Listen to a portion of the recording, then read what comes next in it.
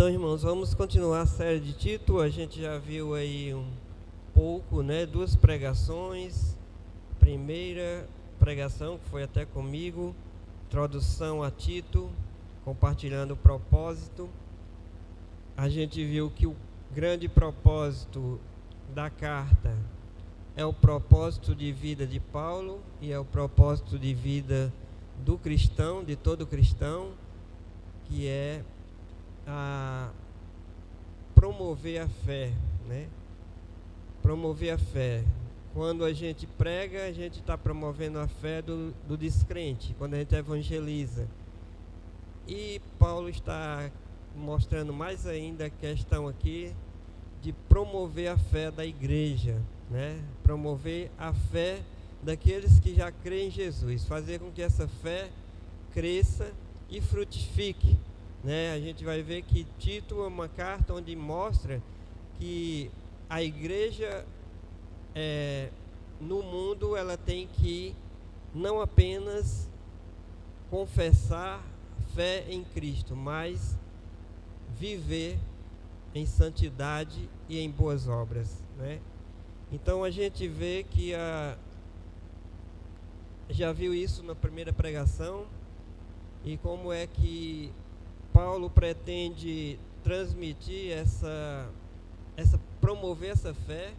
Ele pretendia através dessa carta, onde essa carta essencialmente vai mostrar como a igreja deve se organizar, ser organizada, para que ela funcione para a glória de Deus.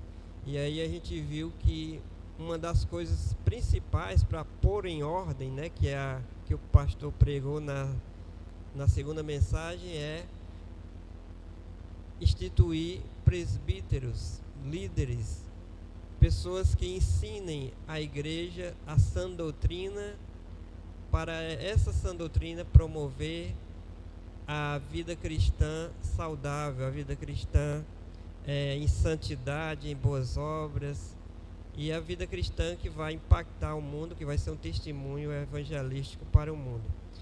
E aí a gente vê as qualificações dos presbíteros, né? Que são as pessoas responsáveis pela liderança e ensino da igreja.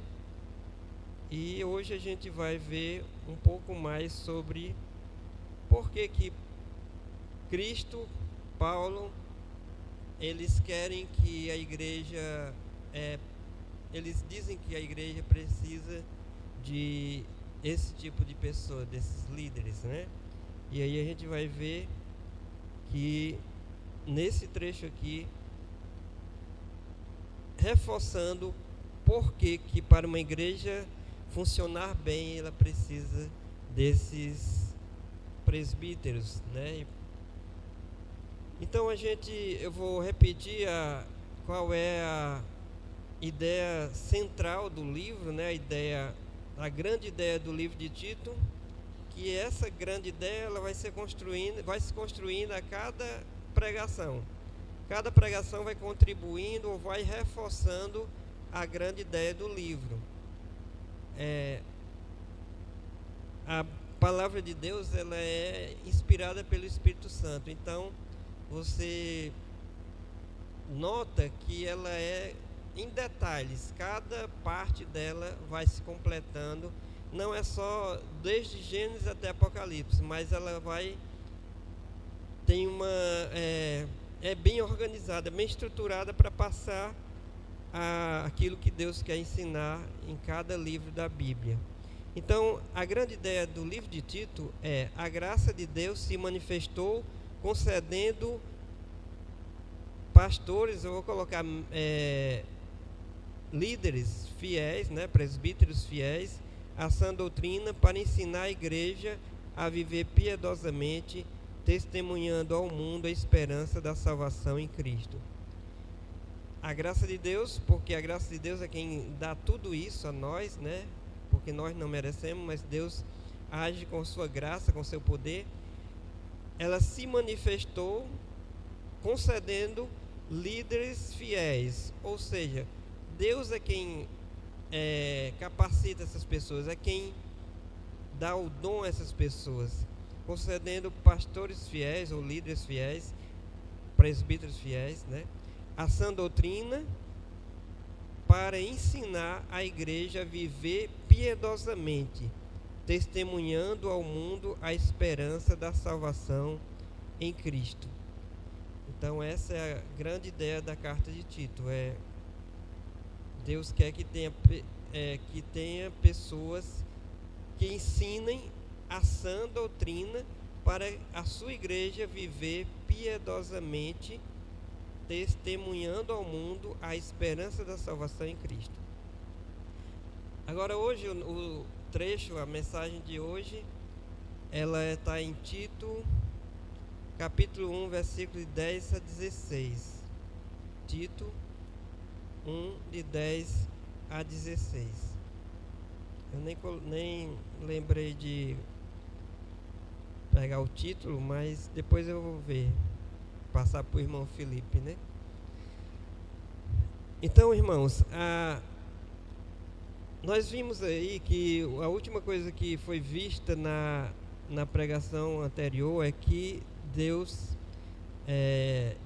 inspirou Paulo a mostrar que a igreja precisa de presbíteros e que Tito deveria instituir presbíteros nas igrejas de Creta, né, que era aquela ilha. Inclusive essa ilha, a gente viu que ela é grande, né, uma ilha grande, que tinha várias cidades, e nessas cidades tinha igrejas. E a responsabilidade que Paulo passa para Tito é que ele deveria pôr em ordem essas igrejas e instituir presbíteros. Pôr em ordem subtende que ele deveria corrigir aquilo que estava errado, aquelas doutrinas erradas que estavam sendo ensinadas, os problemas daquela igreja. Paulo tinha passado ali, mas não tinha conseguido sanar todos os problemas, mesmo porque Paulo visitava as igrejas e ia embora. Então ele deixou Tito para fazer isso, para continuar o trabalho dele. E é natural, né? Por isso que é importante a questão de que Deus ele estabelece, depois dos apóstolos, ele estabelece que a palavra de Deus fosse escrita, Paulo escrevesse, os apóstolos escrevessem os escritos do Novo Testamento, para que esses escritos pudessem ser usados por aquelas pessoas que iriam liderar a igreja. No caso aqui, Tito, e ele recebe diretamente de Paulo essa instrução do que ele deveria fazer. E essa instrução, ela passa a ser escrita para Tito, mas essa instrução é para ser repassada para a igreja. Então aquela igreja, ela pode não ter recebido outras cartas de Paulo, mas Tito recebeu essa carta, e essa carta era para mostrando a Tito o que ele deveria ensinar. E não só Tito, mas com certeza Tito orientava a todos os presbíteros que ele estabeleceu em cada igreja. Ou seja, cada presbítero tinha essa carta também. Deve ter sido feita uma cópia dessa carta, para que eles ensinassem também nas igrejas essa doutrina. E aí, essa doutrina, ela passa a ser ensinada nas igrejas, para que a igreja ande bem, para que a igreja seja conforme a vontade de Deus. Então, a igreja de Creta era uma igreja muito problemática, e a gente vai ver uma das razões de ter tanto problema nessa igreja, que nesse trecho de hoje a gente vai ver isso. Então, para pôr em ordem a igreja de Creta, Tito ele deveria constituir presbíteros qualificados. O pastor pregou na semana passada, para ensinar a sã doutrina, convencendo os que contradizem, como os falsos profetas, repreendendo-os e corrigindo a eles e a seus seguidores. Então, entre as qualificações dos presbíteros, uma delas é que eles teriam que convencer, ensinar essa doutrina e convencer essas pessoas que estavam ensinando falsas doutrinas, esses falsos mestres, repreender e corrigir eles e seus seguidores. E é o que a gente vai ver hoje, certo? Essa é a situação. Os presbíteros eram para ensinar a igreja, e principalmente agora a gente vai ver outra grande função do presbítero, era repreender os falsos profetas, né? Então esse trecho que a gente vai estudar agora, a grande ideia desse texto é: os falsos mestres precisavam ser repreendidos e ensinados sobre a verdade por servos fiéis, pois apesar de professar conhecer a Deus, são reprovados por suas obras. Os falsos mestres precisavam ser repreendidos e ensinados sobre a verdade por servos fiéis, pois apesar de professar conhecer a Deus, são reprovados por suas obras.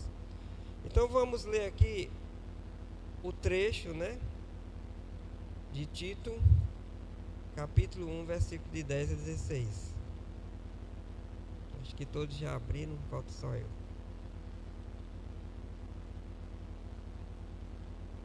Então é do versículo 10, 1 do 10 ao 16. Porque existem muitos insubordinados, pauradores frívolos e enganadores, especialmente os da circuncisão. É preciso fazê-los calar, porque andam pervertendo casas inteiras, ensinando o que não devem, por torpe ganância. Foi mesmo dentre eles um seu profeta que disse: cretenses sempre mentirosos, feras terríveis, ventres preguiçosos. Tal testemunho é exato. Portanto, repreende-os severamente, para que sejam sadios na fé e não se ocupem com fábulas judaicas, nem com mandamentos de homens desviados da verdade. Todas as coisas são puras para os puros, todavia para os impuros e descrentes nada é puro, porque tanto a mente como a consciência deles estão corrompidas. No tocante a Deus, professam conhecê-lo, entretanto o negam por suas obras. É por isso que são abomináveis, desobedientes e reprovados para toda boa obra. Então, a passagem fala principalmente sobre os falsos mestres, as falsas doutrinas, e que ele está dizendo para Tito: eles têm que ser calados. Um ponto mais forte aqui que eu vejo é o seguinte: ele diz assim, no versículo 11: é preciso fazê-los calar, porque andam pervertendo casas inteiras, ensinando o que não devem, por torpe ganância. Então, a ordem de Paulo aqui para Tito é preciso fazer calar essas pessoas. Mas como fazer calar essas pessoas, né? Aí o versículo do 1, do 10 ao 12, os falsos mestres estavam pervertendo a fé dos cretenses, que já eram inclinados à mentira, né? Como o próprio, ele diz, o próprio poeta deles, profeta, né? Em algumas versões diz até que é poeta, que é um poeta que escreveu isso e que era cretense. Ele fala mal do próprio cretense e diz que eles eram desse jeito, né? Eles eram pessoas, aqui no versículo 12 diz: cretenses sempre mentirosos, feras terríveis, ventos preguiçosos. Ou seja, eles queriam comer, não queriam trabalhar, né? Eles eram mentirosos. Então, muito mentirosos, inclinados ao engano, e aí, tendo falsos mestres fazendo esse trabalho de enganar, de ensinar falsas doutrinas, aquela igreja, ela corre um grande risco de se desviar da verdade, né? De até se acabar. Então, a gente vê que para resolver esse problema era muito importante esses presbíteros. Porque você imagina que aqui tinha várias pessoas ensinando coisas erradas, ensinando heresias. E aí você precisa também de ter várias pessoas ensinando a sã doutrina nessas igrejas, tá certo? Então aqui no início ele quando termina esse trecho aqui sobre o versículo 9 que é o anterior, diz que esses presbíteros tem que ser apegado à palavra fiel, que é segundo a doutrina, de modo que tenha poder tanto para exortar pelo reto ensino, como para convencer os que o contradizem. E aí ele diz assim, porque existem muitos insubordinados. E aí ele vai dizer, olha, é preciso ter muitas pessoas que ensinem, esses presbíteros que ensinem a igreja, porque existem muitos insubordinados, existem muitos falsos mestres aí, e essas pessoas elas têm que ser caladas. E é claro que essa calar não é pela violência, eles precisam ser desmascarados, as mentiras deles precisam ser mostradas, que eles estão mentindo, que eles estão ensinando mentiras, falsas doutrinas. Por isso é que as pessoas, os presbíteros, eles tinham que ser pessoas conhecedoras da palavra, né? Não é contradizendo aquilo que foi pregado, pelo pastor, de que realmente Deus ele não chama pessoas capacitadas, só pessoas capacitadas. Ou seja, ele não chamaria apenas teólogos para vir para as igrejas e corrigir as falsas doutrinas. Mas ele chama, essa frase é correta. Deus não escolhe os capacitados, ele capacita os escolhidos. Ele escolhe, né, e capacita com o Espírito Santo e com outros meios. Então, pessoas que se enquadram, que são escolhidas para presbíteros, embora eles possam não ser pessoas já muito capacitadas, mas elas têm que ser pessoas que conhecem bem o Evangelho e que sabem defender o Evangelho, né? Eles não podem ser neófitos. Neófitos mostra muito na palavra. Eu acho que lá em Timóteo diz que o presbíteros e os diáconos não podem ser neófitos. O que é um neófito? É um novo convertido, entendeu? Porque o novo convertido ainda sabe muito pouco da palavra, né? E aí realmente não se enquadra. Mas pessoas que conheçam bem, e essas pessoas Deus dá os dons do Espírito Santo.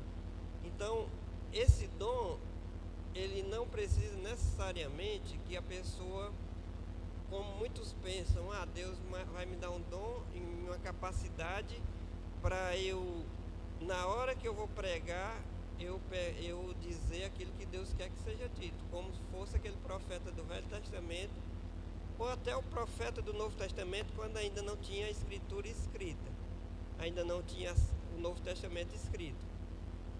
Mas Deus, ele é tão sábio que ele manda escrever. Até os profetas do Velho Testamento, o que eles diziam, Deus mandava escrever. Vocês lembram, eu estou lendo Jeremias esses dias, e o profeta Jeremias, ele diz uma profecia lá para um rei, e o rei manda queimar a profecia.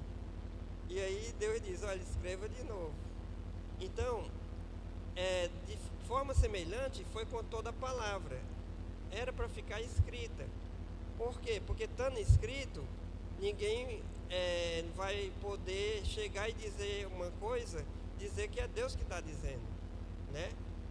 Vai poder ser desmascarado. Também no Novo Testamento, os apóstolos escreveram o Novo Testamento. Hoje, se um profeta diz assim, Deus está dizendo tal coisa, e ele não está, e está contradizendo o que a Bíblia está dizendo aqui, que foi escrito pelos apóstolos, então ele é um falso profeta, né? Então, enquanto não havia o Novo Testamento, nas igrejas existiam profetas e existiam pessoas para julgar os profetas. Tinha Deus dava o dom de profecia e dava o dom de julgar a profecia, certo? Por quê? Porque existia sempre o perigo de alguém estar dizendo algo, dizendo que era Deus que estava dizendo, e as pessoas aceitarem e seguir heresias. Então Deus dava a outras pessoas o dom de julgar. Hoje, mas Deus ele é tão sábio que ele deixou os apóstolos para escrever o Novo Testamento, e uma vez escrito, pronto, fechou o Novo Testamento, não tem mais o que revelar de novo. E aí não precisa mais, não vai correr mais esse perigo, porque a própria palavra a gente já tem escrito e já pode julgar as profecias dessas pessoas que dizem que estão falando da parte de Deus, tá certo? Então, mas o que eu quero dizer aqui é que Deus ele capacita pessoas para calar esses falsos profetas, para rebater esses falsos profetas. E esses falsos profetas hoje está muito comum e está muito perigoso, porque aqui era nas igrejas, eles tinham que estar lá nas igrejas falando isso, ensinando essas coisas. E hoje, se você, no seu telefone, você pode estar ouvindo um falso profeta. E aí é preciso ter muito cuidado. Por quê? Porque tem que discernir quem é falso profeta e quem não é. E para isso você precisa de um conhecimento bíblico. Só é que geralmente as pessoas não têm esse conhecimento bíblico. E por que não tem esse conhecimento bíblico? Porque não tem o hábito de ler e estudar a Bíblia. E mesmo as igrejas que têm escola bíblica, que tem muitas programações ensinando a palavra, muita gente não vem, falta, não ouve. E quando a palavra até mesmo é pregada no púlpito, tem muita gente que não vem para o culto e não assiste. Então, irmãos, corre esse risco das pessoas estar recebendo essas falsas doutrinas através do celular, através da internet, da televisão, e isso ser um problema para a igreja, e está sendo um problema para as igrejas atualmente, né?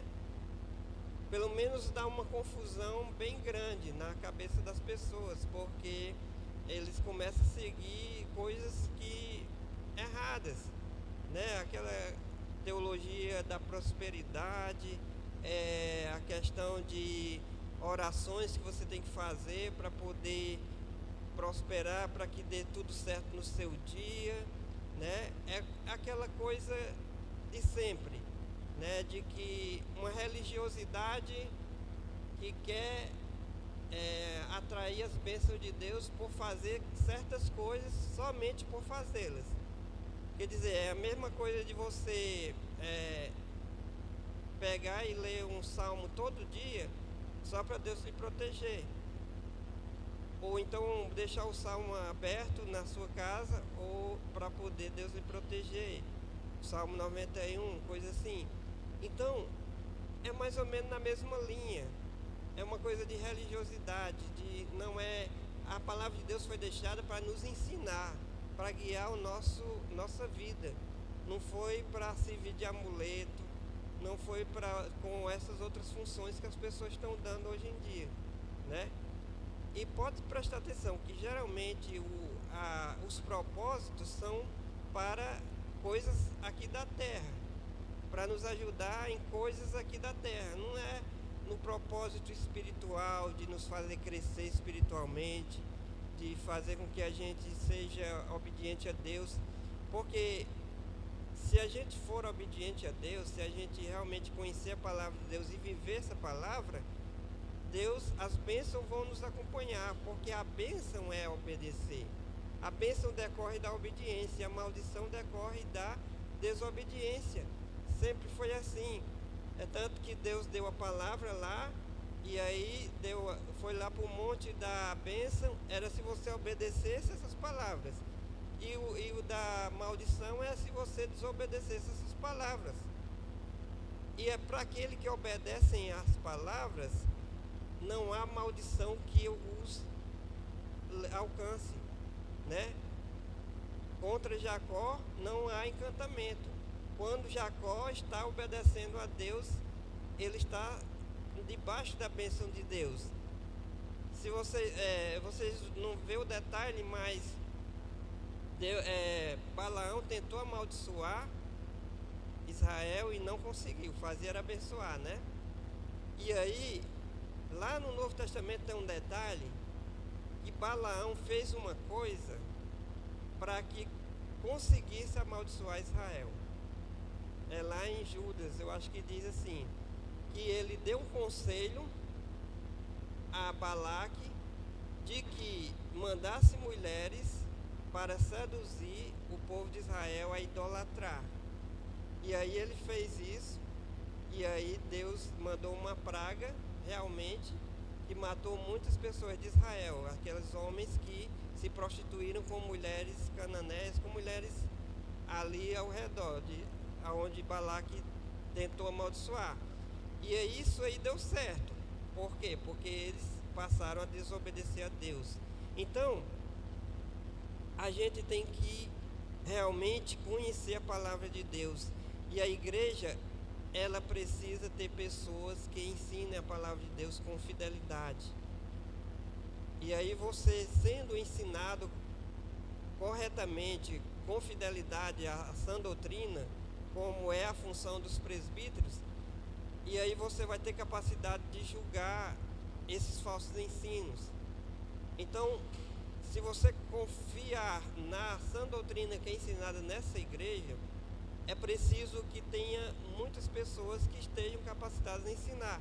E aí é o que eu digo, o dom que Deus dá a presbíteros, a pessoas que estão ligadas ao ensino da palavra, é um dom que se manifesta através da sede de querer estudar a palavra e aprender e ensinar. É como lá Esdras, ele queria aprender para viver e ensinar.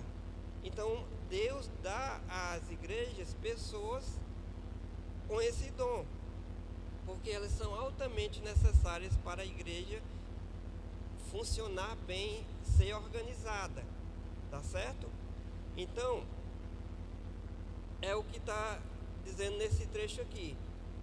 É preciso fazer-os calar. E o que era fazer-os calar?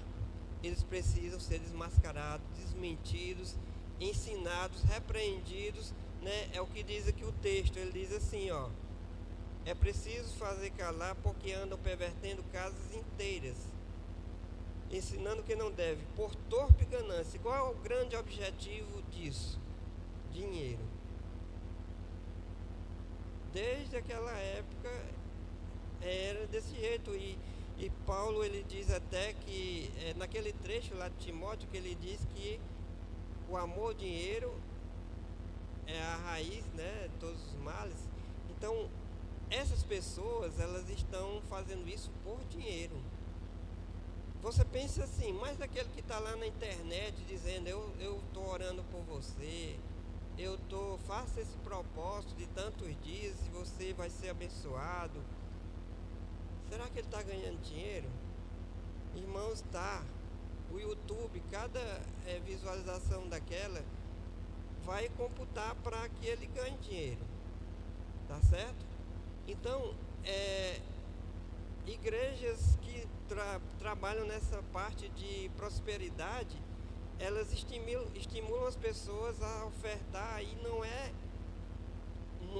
pode até pegar alguma parte para projetos sociais, coisas assim, mas uma grande parte disso aí vai para eles mesmos, para o bolso deles mesmos. Então o propósito é ganhar dinheiro mesmo, certo? Então aqui está dizendo, é torpe ganância. Se você vir pessoas que fazem isso, elas estão com o objetivo de ganância realmente. Não é o bem-estar espiritual, seu bem-estar espiritual. Foi mesmo dentre eles, aí ele fala aqui que os cretenses já eram problemáticos, e aí tendo pessoas que ensinem tais enganos a eles, é muito parecido com o que acontece hoje. Paulo escreve em outro trecho que as pessoas, elas nos últimos dias, elas sentiriam coceira no ouvido para ouvir aquilo que lhes agrada, aquilo que vai ao encontro aos objetivos delas, aos propósitos delas, que geralmente estão ligados também à ganância e a este mundo. Então, a nossa natureza pecaminosa, é muito fácil receber palavras que vão reforçar a nossa própria natureza pecaminosa. A gente sabe que negar a si mesmo, a palavra de Deus, a verdade, que é o que liberta, ele recebe uma resistência da nossa natureza pecaminosa. Felizmente, nós temos o Espírito Santo dentro de nós. E aí esse Espírito vai testificar da verdade quando ela é pregada. E nós que cremos verdadeiramente em Cristo, a palavra de Deus, quando é pregada com fidelidade, ela vai nos fortalecer. E nós vamos poder crescer em santidade e crescer espiritualmente. Então ele diz aqui, portanto, no 13 diz, portanto, repreende-os severamente, para que sejam sadios na fé e não se ocupem com fábulas judaicas, nem com mandamentos de homens desviados da verdade. E aí ele mostra que essas pessoas geralmente elas ensinavam coisas criadas pelo judaísmo, né? Acrescentadas à palavra de Deus, deixada a do Velho Testamento, né? E são fábulas, são invenções, mandamentos de homens desviados da verdade. Jesus também falou disso. Jesus disse que lá no Mateus, acho que é Mateus 7, que ele diz, olhe, o que sai da boca do homem é o que mata o homem, é o pior, porque ele estava falando dos falsos ensinos. Ele diz, o que contamina o homem não era o comer sem aquela lavagem cerimonial de mãos, né, que eles queriam, que era uma fábula também, que era uma invenção deles. Aí Jesus diz, olha, o que mata, o que contamina o homem não é o que entra, mas é o que sai. O que é que Jesus estava querendo falar disso? Eram os mandamentos de homens, eram mentiras, eram falsas doutrinas que enganavam as pessoas. Isso é o que realmente contamina o homem. E aqui ele também está falando uma coisa parecida. Ele diz assim, olha, todas as coisas são puras para os puros, todavia para os impuros e descrentes nada é puro, porque tanto a mente como a consciência deles estão corrompidas. Então, são pessoas que dizem que certas coisas são impuras, que não se pode fazer, e que se isso for feito vai prejudicar você espiritualmente, tipo coisas que não está na palavra de Deus. E aí ele diz que fala nessa área de pureza. E aí realmente a gente tem que saber qual é a verdade, porque a verdade é que vai fazer com que a nossa vida seja forte espiritualmente. Se você é como Jesus disse lá, ele disse que a casa que é construída sobre a rocha, ela permanecerá. A rocha é Ele, é a palavra dele. Então, se alguém construir a sua vida espiritual, a sua vida cristã, sobre falsas doutrinas, sobre mentiras, sobre superstições, ele vai cair facilmente, né? Ele vai ser enganado, ele vai se desviar. Por quê? Porque não tem base bíblica, não tem apoio do Senhor, né? E aqui ele diz assim também, os cretenses eles precisavam ser repreendidos para serem sadios na fé, pois apesar de professar conhecer a Deus, suas obras reprovavam. E aí você tem que analisar as pessoas que ensinam essas coisas. Vai ver as obras dele, para você ver que não são boas obras. Não são boas obras. Não é o que é boa obra. Boa obra é obedecer ao Senhor, é fazer aquilo que é bom para as pessoas, né, e correto diante de Deus. Aquilo que é bom para as pessoas e que leva as pessoas a conhecer a Deus, que glorifica a Deus, que mostra a Deus para as pessoas. As boas obras a gente tem que fazer porque elas mostram que nós servimos a um Deus bom. E quando a gente faz boas obras, dá credibilidade para as pessoas ouvirem o que a gente diz, né? Então, você não pode acreditar apenas no que a pessoa diz, mas ela tem que mostrar através da sua vida. A vida delas, as obras delas, é que vai realmente ver se é coerente com o que ela ensina. Aqui a gente vai ver em Tito que a vida cristã ela precisa ser não apenas de profissão de fé, mas de boas obras também, de santidade, porque não há choque entre as duas. Se há uma fé verdadeira, um ensino verdadeiro da palavra, esse ensino verdadeiro vai produzir boas obras. Agora, se há falsas doutrinas e mentiras sendo pregadas, isso vai produzir más obras. Mesmo que, por exemplo, pessoas que praticam religiões erradas, né, que não são o cristianismo, que não é o evangelho verdadeiro, elas podem fazer boas obras de caridade, por exemplo.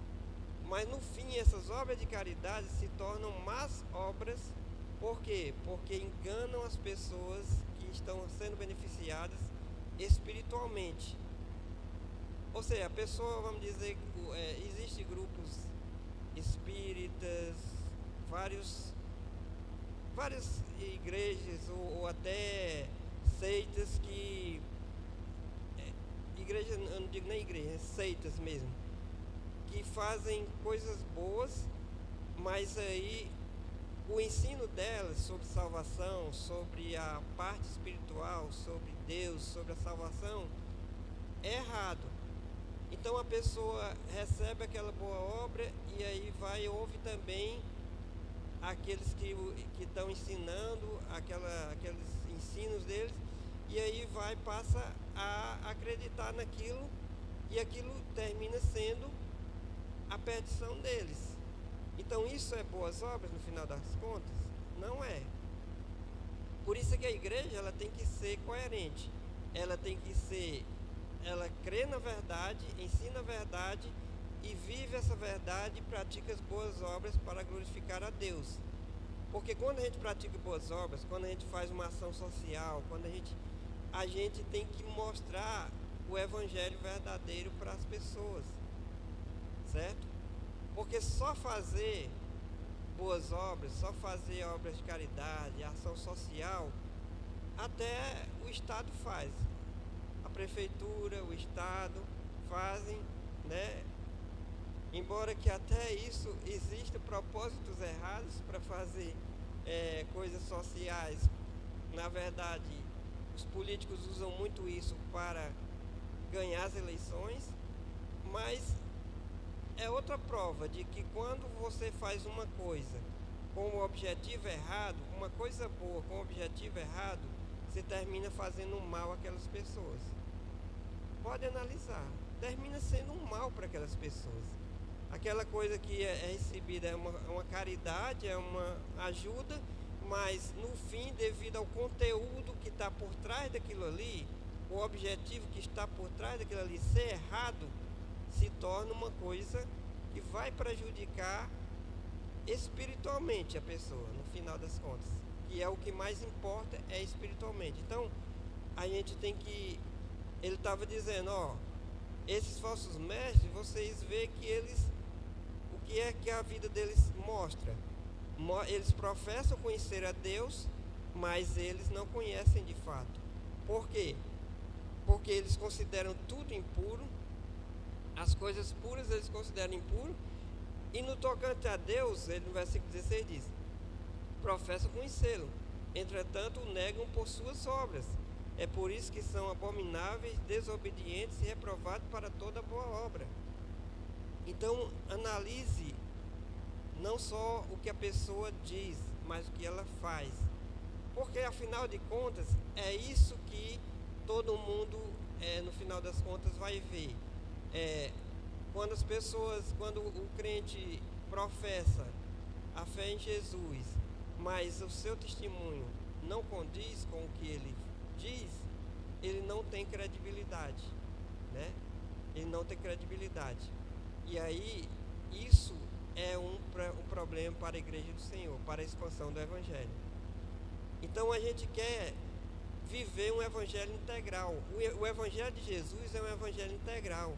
Não é um Evangelho apenas de professar, é um Evangelho de praticar. E é esse o objetivo de que Paulo quer que Tito ensine a igreja. O Evangelho ele tem que ser integral, ele não pode ser apenas de dizer, de falar, de ensinar, mas de praticar. Agora, é claro, se você ensina algo errado, as más obras vão vir em consequência, né? Porque o prejuízo espiritual é certo. O que eu estava falando ali, pessoas que fazem boas obras, em termos de obras de caridade, e no fim termina em coisas ruins espiritualmente, é porque é o mesmo princípio. A intenção por que foi feita era errada, certo? Então, se a doutrina é errada, vai dar em más obras, no final das contas.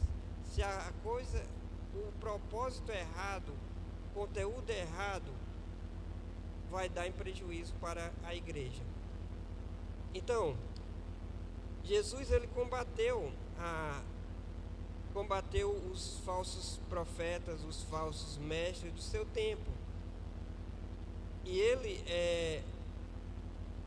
quer que a gente também conheça a sua palavra e defenda o Evangelho, mostre o Evangelho verdadeiro, denuncie aquilo que está errado, denuncie a mentira. Ele pregou só a verdade, e só há crescimento, só há maturidade em cima da verdade. Ele foi quem disse assim: eu sou o caminho, a verdade e a vida. Ele foi quem disse que conhecereis a verdade e a verdade vos libertará. Só a verdade vai fazer uma igreja crescer espiritualmente. Só a doutrina correta, o ensino correto. Mas para que isso aconteça, irmãos, precisa haver crentes que ouvem, crentes que ouvem e obedecem, crentes que estudam, crentes que querem aprender. E aí precisa ter pessoas que ensinem a essas verdades. E não é só o pastor ou então o professor da escola bíblica. Quanto mais pessoas numa igreja ensinando a verdade, melhor. E nós, irmãos, estamos pretendendo neste ano preparar melhor as pessoas para o ensino. A gente fez o curso Prega a Palavra, onde ensina a pregar o Evangelho, pregar a palavra com fidelidade. A gente também já fez, né, o curso Cibima, e a gente está pensando em fazer um curso preparatório para pessoas que querem aprender de forma mais profunda a palavra de Deus e a pregar também, para que essas pessoas possam ser futuramente presbíteros, para que essas pessoas, se não quiserem ser presbíteros, mas sejam professores de escola bíblica, sejam líderes de pequenos grupos, né? E assim a verdade venha a ser cada vez mais pregada nessa igreja, porque quanto mais a gente for alimentado com a palavra, mais forte nós vamos ser, e com certeza vai vir as obras, porque, como eu disse, se a raiz, se a base for na rocha, vai produzir resultados. A verdade vai vai desabrochar cada vez mais, vai nos fazer crescer cada vez mais. E é isso que a gente quer. E é isso que toda igreja e que o Senhor quer para essa igreja também. Então, o que é que a gente pode aprender para a nossa vida a partir do texto de hoje? Que hoje há muitos falsos mestres gananciosos ensinando o falso evangelho à igreja, e é necessário ter cuidado com esses ensinos. Não confie nos ensinos que você vê na internet. Tenha cuidado com aqueles que você ouve na internet. Confie naqueles que são da sua igreja, que estão na escola bíblica, que estão no púlpito, que estão... E até mesmo essas pessoas, se você não entender determinada coisa, procure conhecer mais, procure conversar com eles se você não entendeu determinada coisa que foi pregada, né? Ou tem dúvidas sobre determinada coisa que você ouviu. Então procure essas pessoas, tenha cuidado, porque falsos mestres existem muito por aí, continua sendo usados pelo diabo, porque essa é a arma do diabo. A mentira sempre foi a arma do diabo. É tanto que você vê no Velho Testamento, tinha os verdadeiros profetas, tinha os falsos profetas, sempre competindo. No Novo Testamento, do mesmo jeito, tem os verdadeiros profetas e tem os falsos profetas. As mentiras precisam ser confrontadas por homens de Deus aptos para o ensino bíblico. Então a gente precisa confrontar pessoas que estão falando heresias. A gente precisa mostrar que aquilo ali está errado. E para isso a gente precisa saber, conhecer, para poder ajudar essas pessoas. Aqui ele estava dizendo, olha, é preciso fazer calar para que eles sejam sadios. Ele estava dizendo isso para a igreja, para os enganados e para os que estavam enganando. Aqueles que estavam enganando, se eles for realmente cristãos e estavam sendo enganados, foi ensinado por outros, eles iam acordar. Mas por quê? Porque tinha pessoas que estavam ajudando a eles, estavam exortando a eles, admoestando, né? Mas Deus quer que a gente faça esse trabalho, porque aqueles que são de Deus, eles vão, aqueles que são escolhidos de Deus, eles vão ouvir e eles vão se arrepender. E vão cair fora, vão sair. E vai fazer como diz lá em 1 de João, saíram do nosso meio porque não era dos nossos. E a Bíblia diz que resistir ao diabo e ele fugirá de vós. E é do mesmo jeito com esse pessoal, esses falsos mestres, eles não aguentam. Se tiver pessoas lá ensinando e repreendendo e disciplinando, eles vão ser calados, né?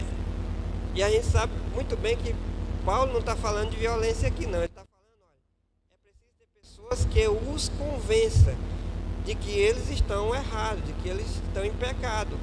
E aí eles vão se arrepender e vão se tornar sadios na fé, ou então vão sair e aí declarar que realmente não são de Deus, né? A gente vai ver mais na frente sobre isso também, que ele diz, olha, você vai repreender uma vez, 2 vezes, se não tiver arrependimento, então deixa eles seguir o caminho deles.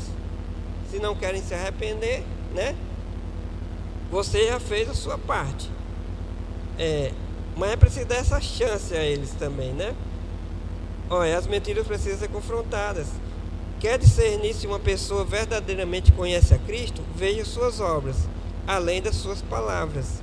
Então, você quer discernir se alguém que está ensinando realmente, você quer a prova, veja a vida dele. Fica difícil esse pessoal da internet, né? Que a gente não sabe a vida deles. Mas aí você vê pelo que eles estão ensinando. Se eles estão ensinando certo ou errado, né? Aqueles que vivem enganando ou sendo enganados precisam ouvir a verdade para que possam se arrepender. Mas é necessário dar essa oportunidade de arrependimento a todos eles, né? É preciso que as pessoas ouçam a verdade para se arrepender. E para que elas ouçam a verdade é preciso ter pessoas que ensinem a verdade na igreja. E essas pessoas aqui que Paulo está falando para Tito são os presbíteros, são os que ensinam na igreja, né? Então, repetindo a grande ideia, os falsos mestres precisam ser repreendidos e ensinados sobre a verdade por servos fiéis, pois apesar de professar conhecer a Deus, são reprovados por suas obras. Então os falsos mestres e todos os que o seguem, poderia até acrescentar, os falsos mestres e todos os que o seguem precisam ser repreendidos e ensinados sobre a verdade por servos fiéis, pois apesar de professar conhecer a Deus, são reprovados por suas obras. Então, Igreja do Senhor, vamos valorizar mais aqueles que ensinam. Não é nem valorizar os que ensinam, valorizar as oportunidades de ensino. Eu não estou querendo valorização para o professor no sentido, você me dá valor, não. É valorizar as oportunidades de ensino que a sua igreja oferece. Particularmente, busque estudar mais a Bíblia, pelo menos lê-la todo dia e meditar um pouco sobre ela. Porque mesmo que você não conheça muito a cada dia, no sentido de examinar o texto como a gente faz para pregar, mas é como aquela história do cara do balaio que estava sujo de carvão e ele começou a levar água, o mestre mandou ele pegar água e levar para encher um tanque, ele não conseguiu encher o tanque, e aí ele disse, rapaz, isso que eu estou fazendo é uma coisa tola, porque eu não consigo encher esse tanque porque a água vaza pelo balaio. Só que o balaio estava sujo e quando ele disse, agora olha o balaio. Aí o balaio estava limpo. Por quê? Porque a água ia passando e ia limpando. Então, mesmo que a gente não consiga entender tudo que a gente lê da Bíblia todo dia, tudo aquilo que a gente lê, o Espírito vai guardando no nosso coração e serve. Então, é importante particularmente a gente ler, orar e pedir entendimento a Deus. Mas aproveite o ensino da sua igreja. Aproveite todas as oportunidades, porque isso é para o crescimento espiritual da igreja e proteção da igreja contra essas heresias, esses falsos ensinos. E outra coisa, vamos buscar levantar mais pessoas que tenho certeza que Deus dá a muitas pessoas da igreja o dom de ensino. Porque em todas as igrejas do Novo Testamento não diz o tamanho das igrejas, diz que tinha vários presbíteros. Então, a nossa igreja tem umas 80 pessoas. Não é possível que não tenha pelo menos um dízimo aí de presbíteros, né? Uns 8 presbíteros. Então, uns 8 pessoas que ensinam, que têm sede de conhecer para ensinar, que nem Esdras tinha. Então, se você tem essa sede, a gente vai dar essa oportunidade, vai lançar alguma coisa para prepará-los, para ensiná-los. E aí você que tem isso é porque você tem o dom. Quem tem o dom, irmãos, ele tem interesse. É que nem quem tem o dom de tocar. Precisa aprender a tocar. Mas você tem gosto de ficar treinando e querendo aprender mais, porque você tem o dom. Quem tem o dom de ensino, ele quer aprender mais e mais para ensinar a palavra de Deus. Temos que ter cuidado, porque não é só para ensinar, a gente tem que viver primeiro, né? Primeiro não, a gente tem que viver juntamente. Eu tenho que viver, porque senão eu estou sendo hipócrita, se eu estiver só dizendo a vocês que é para fazer assim e eu não fizer. E Deus não quer isso, é como eu disse, Deus quer um evangelho integral, de boca e de fato e de verdade, né? Que ele diz um amor não apenas de palavras, mas de fato e de verdade. E a nossa vida tem que ser assim. E uma igreja, mas é certo que uma igreja, para ela ser santa, ela precisa ouvir a sã doutrina, porque se ela ouvir heresia, se ela não vai conseguir ser uma igreja de boas obras, uma igreja que vive o evangelho integral, porque o evangelho integral é a verdade, e a verdade é quem sustenta toda a nossa vida, é a verdade do evangelho. Então vamos orar e agradecer ao Senhor pelo que Ele nos ensinou nesta noite. E que a gente tome as decisões cabíveis ao que foi ouvido hoje. Vamos conhecer mais a palavra, vamos ter mais pessoas buscando servir o Senhor nessa área. E aqueles que ouvem a palavra é sempre querer obedecer, porque, como diz lá em Tiago, Deus não quer apenas que a gente conheça, Ele quer que a gente pratique, né?